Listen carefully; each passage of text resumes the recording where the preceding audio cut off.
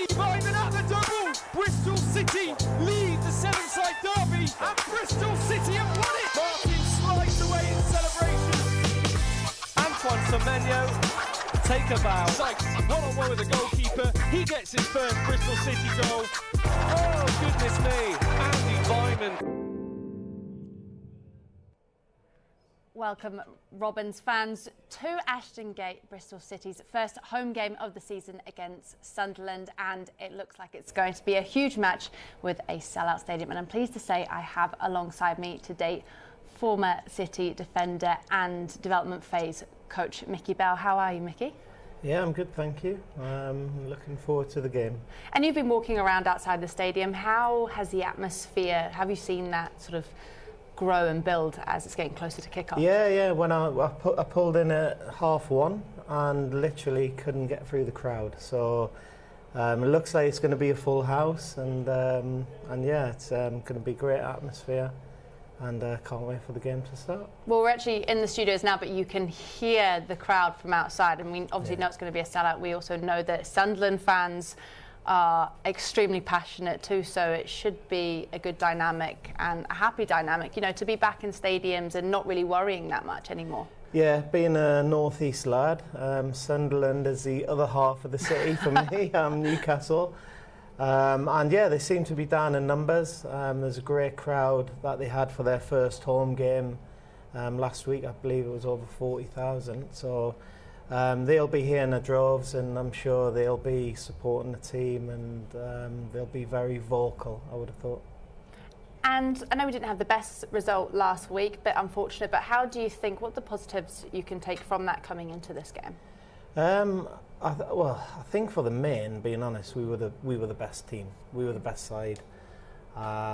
We dominated the first half. Maybe it's come off it a little bit second half. But you expect that away from home, that the home team are going to have a spell, and we were just unfortunate with the timing of the penalty, which was dubious at best, and then to concede that deflected 94th minute goal. I mean, was a bit of a heartbreak really. The lads didn't deserve that from their performance. So yeah, we should have come away with a point, but we've got to get on with it now. Definitely, and actually we can go pitch side now, where we have owner Steve Lansdowne speaking with Toby Osborne. Steve, thank you very much for joining us on Robins TV. Not the result we wanted last weekend, but the off-season seems to be really successful. Those new additions to the squad as well, so really positive signs for Bristol City. Yeah, well, I thought the way we played last week was good. I mean, especially the first half, we controlled the ball. We looked like a proper football inside. Scored a good goal. Yeah, the goals against us were a bit unfortunate, and the result was unfortunate. But I think it gave us a lesson very early on in the season that we know we've got to concentrate for 90 minutes and work very, very hard. So yeah, put that one behind us and look forward to today. And we mentioned the summer signings, but actually some of the players that have obviously come up through the academies, signing extensions to their contracts as well.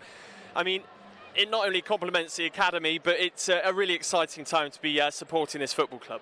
Yeah, well, that's the reason why we put the investment into the academy and into our recruitment process, is to bring those younger players through, to give us that underlying strength in depth, and also to recruit players that add to that, and that's what we've done. And I think you can see from the squad now we're on track to get the proper sort of depth in the squad, the balance of experience and youth.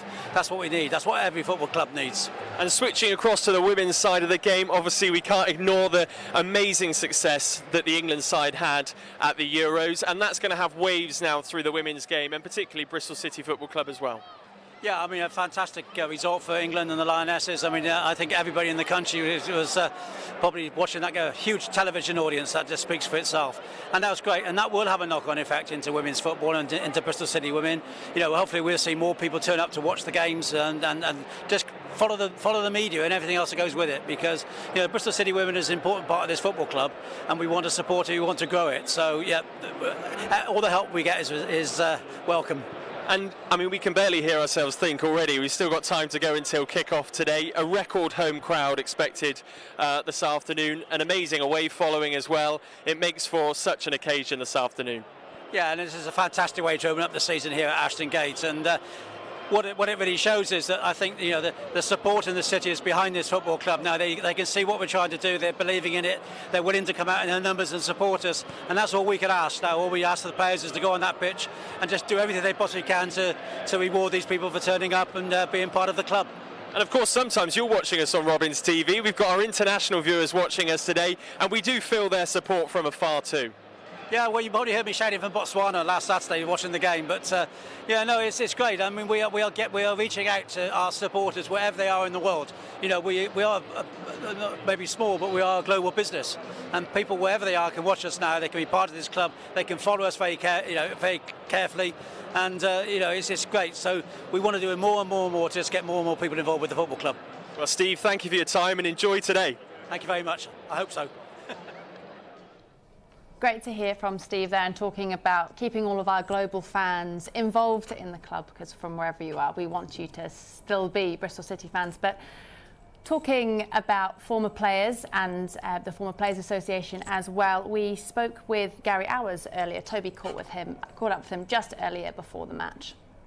Gary, fabulous to have you here as part of the Former Players Association. Could you explain a little bit more about your involvement?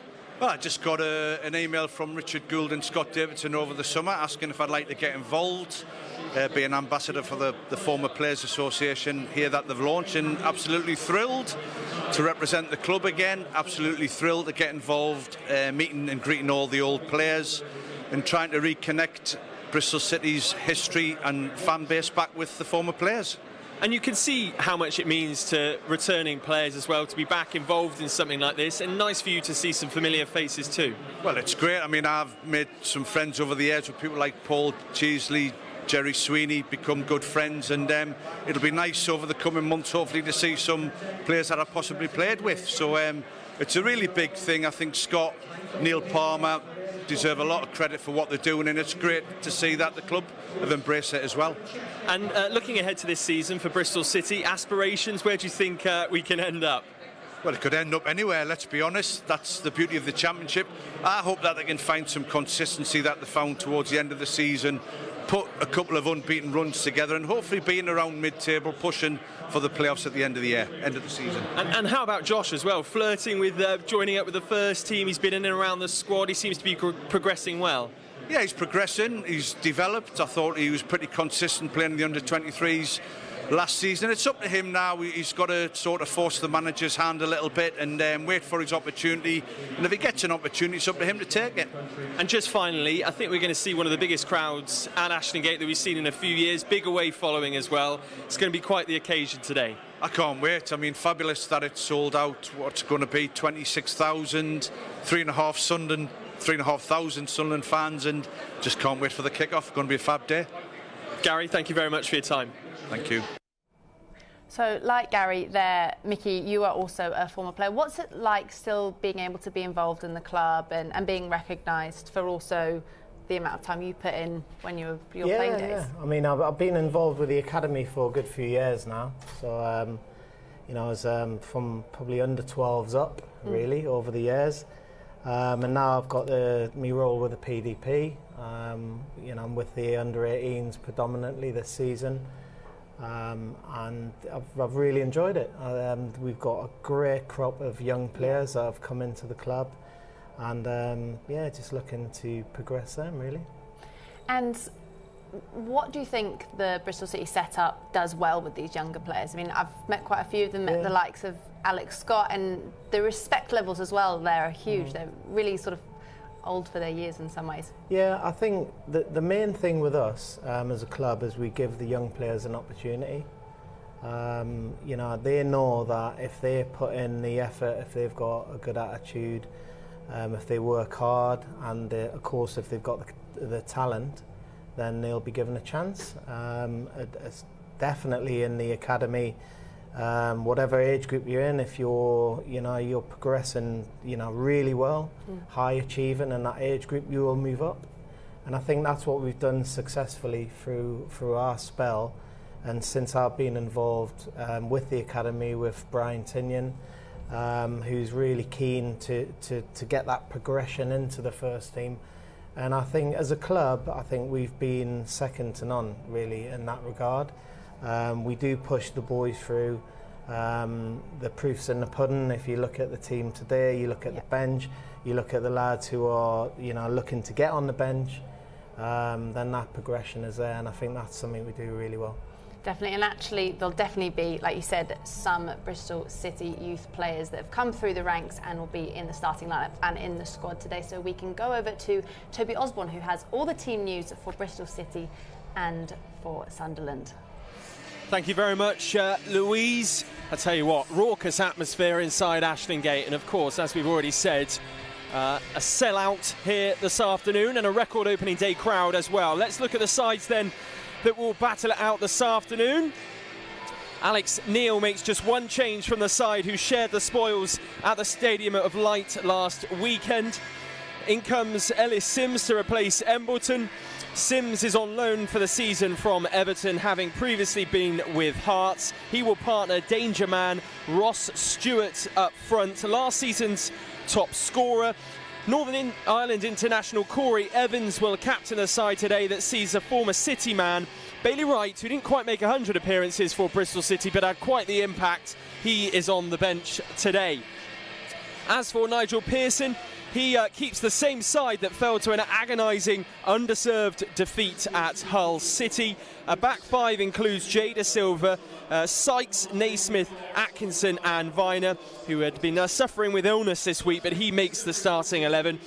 James and Williams hold down that midfield too, with Scott, Martin and Andy Vyman, who marks 150 City appearances today. And then on the bench, Andy King replaces George Tanner. A spot for Tommy Conway as well, who'll be hoping for a birthday present, 3 points as well. And I'm just hearing in my ear, very loudly, thanks for that, Ed, that Masengo will be coming off the bench because I believe Matty James has picked up an injury. So Masengo will be coming in to the starting 11. So unchanged in the end for Bristol City. Back to Louise. Breaking news there. What are your thoughts on the fact that Matty James obviously pulled up in the warm-up and we've got Masengo going on? Bit of a surprise there, but these things can happen in the game. But I'm sure the manager's got a ready-made replacement there with Masengo. But yeah, just a shame for Matty James because he's had a good pre-season. He had a good game against Hull. So he's obviously going to be really disappointed with that. Definitely. Well, we can talk a little bit more about the lineup, but first we'll just have a little short ad break and we'll come back and we'll have more of a chat. It's more than a game. It's my match day ritual. It's our walk to the gate. It's meeting my mates. It's nothing without our fans. It's the ups and the downs. It's our young lads coming through. It's my dream come true. It's our club! It's a way of life.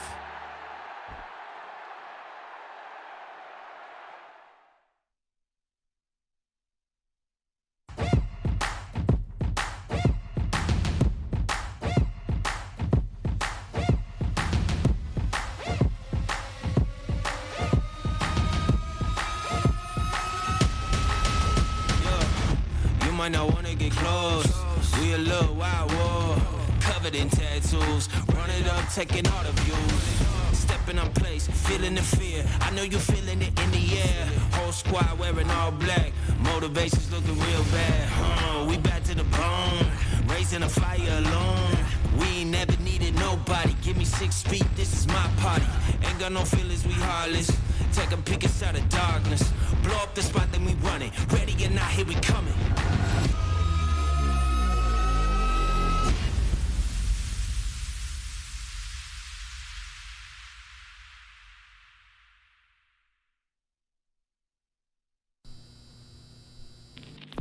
When the red robin comes bobbing along.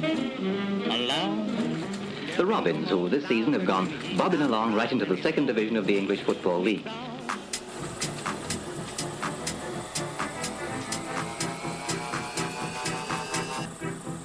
The Robins.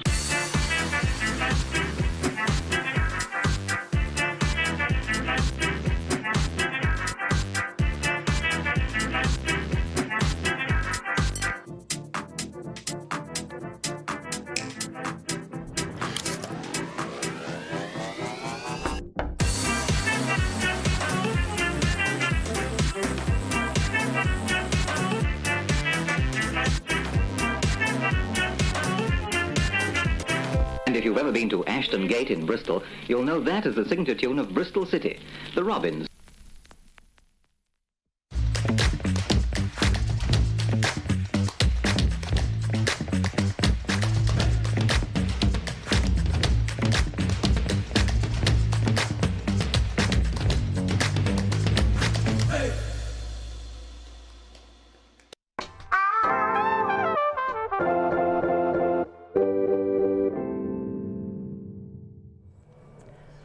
Welcome back, City fans, to Robins TV. For the first home game of the season against Sunderland, it is a fully packed out crowd, and we've had some team news. George Tanner has been put onto the bench after Matty James pulled up in the warm-up, so Masengo starts. But let's go straight to Nigel Pearson, who we chatted to earlier, previewing this game. Nige, 24,000 fans here today, Ashton Gate, first home game of the season. What are you expecting for today's 90 minutes? A tough game, so it's important that we enjoy the occasion in one sense. You know, it's good to get a big crowd, which shows backing for the players. That's really important. But of course, it's very important that we perform, and we need to get off to a positive start at home. So, yeah, and certainly after last week's result, it's important that we get a response in terms of the result. So, yeah, we're looking forward to it, but no, it'll be a tough game. An unchanged starting 11 from last week. Does that reflect the positive aspects of the performance up at the MKM Stadium? Yes, in many ways, yeah. But the players who are starting the game need to do everything they can to make sure that they remain in that slot. You speak about giving the fans something to get behind. Yeah. That's from the off, isn't it? A positive start and then carrying that on for 90 minutes. Yeah, but you've got to understand that it's almost impossible to dominate games for the entirety of the game. But what's really important is when Sunderland have their spells is that we're organised and disciplined. And yeah, I'm pleased with where the squad's at in terms of their understanding of what we're trying to do and how we go about it. So yeah, look, I'm just expecting us to get the performance right, but it's really important we come away with 3 points today. Best of luck today, Nigel. Yeah, cheers. Nigel Pearson there having a quick chat before he gets ready for his managerial duties. And Mickey, what are your thoughts on the lineup and obviously that quick change that they had to make, you know, before kickoff? Yeah, I think the change is pretty much like for like. Masengo maybe gives you a bit more energy, a bit more legs in the midfield. But what you do lose there is Matty James's experience. You know, he plays centre midfield, which might sound a bit silly, but he occupies the middle of the park. He's always available, you know, to switch play, and his experience will be missed in there. But yeah, I think with it being a home game, I think Han should come in and you know, like I say, bring that extra bit of energy and get after their midfielders, and maybe it could work. Hopefully, it'll work out as a positive, you know, rather than a negative. And talking a little bit more about Sunderland as well, our opponents, Alex Neil's got a strategic manager. He's got a strong team out, and they've done quite a few good signings over the summer winter and been able to keep Gooch for longer and get Paddy Robertson actually on a permanent deal from Man City. So they'll come with a lot of flair and probably a lot of want to win and showcase that they deserve to be back in the Championship. Yeah, 100%. I mean, Sunderland fans demand that. You know, that's what they want from their team, from their manager, and probably Alex Neil he's a really good fit for the club. Very organised, very disciplined, very hard working, but he has got that eye for a bit of flair. You know, the two wing backs will look to get forward. They're more wingers than full backs, so they will look to get forward and deliver balls into the box. You know, I think they've made a change up front as well, to get some extra firepower out there. So I think what you'll see from them is maybe a disciplined, sitting deep performance, and then look to hit us quickly on the counter-attack. Definitely, and actually the last home game we had here was a 5-0 win over Hull. So let's have a look at that now. Might have got things started here. Semenyo's onside. Weimann wants it back. He's going to get it back. Here goes Andy Weimann. The keeper's come out again. Weimann over the top. Yes, get in.